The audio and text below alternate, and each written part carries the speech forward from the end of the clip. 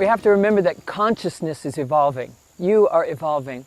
If we can set a bigger context, we recognize that the whole of our lives is about an awakening process. In fact, I call life Project Awakening, because if I know that this situation that I'm in right now is contributing to my own awakening and to the awakening of human consciousness at large in general, then I can sit down and start to look at what's happening from a little bit different perspective.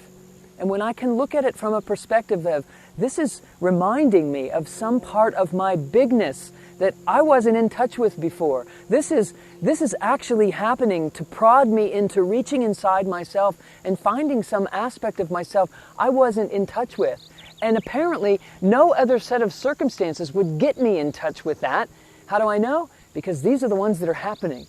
And if I'm really going to trust life and trust in something bigger than just me, which humanity has always been encouraging itself to do, to entrust ourselves in some greater flow. If I'm going to apply that in my life, it's going to look like this thing that's happening is happening for a reason. And all I have to do is catch the wave of embracing that and allow it to serve me to my own awakening. However, I have to look at it from a different perspective to be able to see and sense that this, too, is calling me into my greatness. What do I have to do? What is life calling forward in me from this situation?